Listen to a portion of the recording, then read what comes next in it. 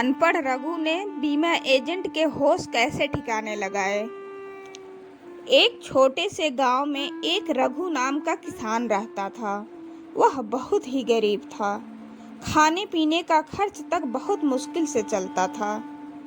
रघु की शादी हो गई, उसकी बीवी आई तो खर्च और बढ़ गए। लेकिन अच्छी बात यह है कि उसकी पत्नी भी पति के काम में हाथ बटाती थी। फिर भी दिन बहुत तंगी में कट रहे थे। कुछ दिन बाद रघु के घर में एक कन्या का जन्म होता है। दोनों पति पत्नी कन्या के जन्म पर खुश तो थे, लेकिन साथ साथ दुखी भी थे। खुश इसलिए थे कि उनके घर में बहुत ही प्यारी बच्ची का जन्म हुआ था, और उनके दुख का कारण उनकी गरीबी थी। उनके मन में कहीं न कहीं डर था कि बच्ची की शादी में दहेज का इंतजाम कैसे कर पाएंगे।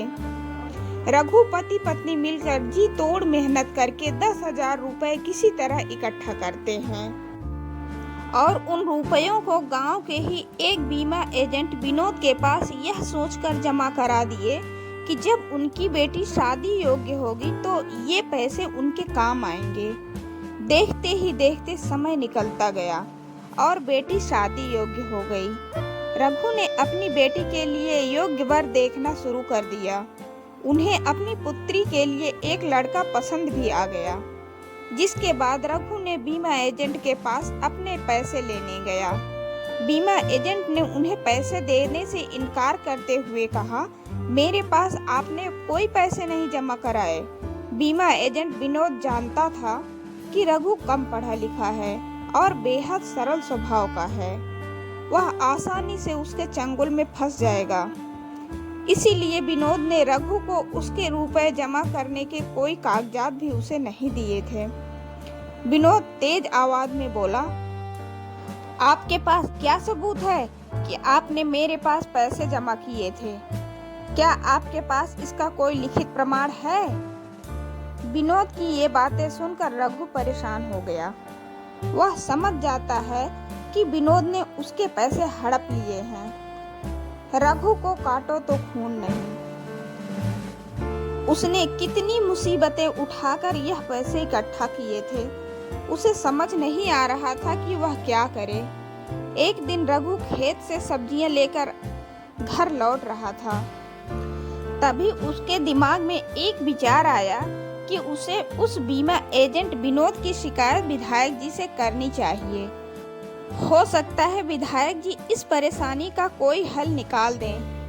रघु रोज अपने खेत से ताजी सब्जियां तोड़कर विधायक जी के घर पर पहुंचाया करता था, और वहां जाकर वह अपनी परेशानी विधायक जी के सामने रखी।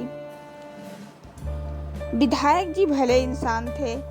रघु की बात सुनकर विधायक जी ने कहा कि कल हम क्षेत्र में भ्रमण के लिए निकलेंगे।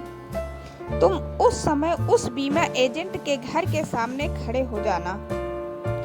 विधायक जी की बात सुनकर रघु अपने घर को निकल गया। अगले दिन विधायक जी क्षेत्र भ्रमण पर निकले।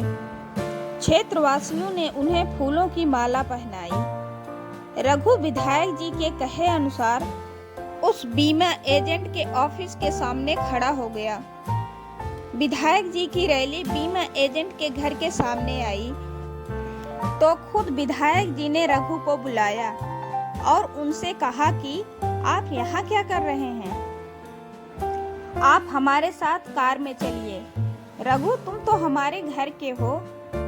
तुम्हारा हमारे घर पर रोज आना जाना है, और आज जब रैली निकली है तो तुम यहाँ खड़े हो। रघु जाकर विधायक जी की कार में बैठ गया। इसके बाद बीमा एजेंट ने भी विधायक जी को फूलों की माला पहनाई। उसके बाद विधायक जी की रैली आगे बढ़ गई। रघु को कुछ दूर जाने के बाद विधायक जी ने कार से उतार दिया और बोला कि मैंने अपना काम कर दिया है, अब आगे देखो क्या होता है। रघु और विधायक जी के संबंध को देखकर बीमा एजेंट विनोद सोच में पड़ गया और उसे घबराहट होने लगी कि कहीं रघु उसकी शिकायत विधायक जी से न कर दे। वह घर जाकर रात भर सो नहीं पाया। सुबह ऑफिस जाकर सबसे पहले एजेंट ने अपने किसी खास आदमी को रघु को ससम्मान ऑफिस में लाने के लिए कहा। आदमी रघु को ढूंढने निकल गया। कुछ देर बाद रघु अपने खेत में काम करते नजर आया। आदमी ने रघु को कहा कि बीमा एजेंट विनोद ने उनके ऑफिस में उसे लेकर आने के लिए भेजा है। विनोद का आदमी रघु को सम्मान के साथ ऑफिस लेकर जाता है। एजेंट विनोद को आदर सम्मान के साथ बैठाते हुए कहता है, मैंने पुराने दस्तावेजों की अच्छी तरह जांच की और उसमें आपने 10,000 रुपये मेरे पास जमा किए थे, इसकी जानकारी मिली है। यह पैसा पिछले 20 सालों से मेरे पास जमा है, जिस वजह से इसका ब्याज मिलाकर यह 40,000 रुपये हो गए हैं। फिर विनोद उन्हें 40,500 रुपये देते हुए कहता है कि आपकी बेटी मेरी भी तो बेटी की तरह है, तो ये 500 रुपये मेरी तरफ से उसकी शादी के लिए हैं। विनोद रघु को 40,500 रुपये देकर बड़े ही प्रेम के साथ विदा किया। इस तरह रघु को उनके अपने पैसों के साथ ही उसका ब्याज और शादी के लिए विनोद की तरफ से 500 रुपये अतिरिक्त मिल गए।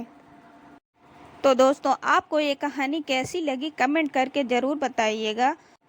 और वीडियो को अगर आपने अभी तक लाइक नहीं किया है तो प्लीज़ कर दीजिए, और चैनल पर नए हैं तो चैनल को सब्सक्राइब करके बेल आइकन को ऑल पर सेट कर लीजिए।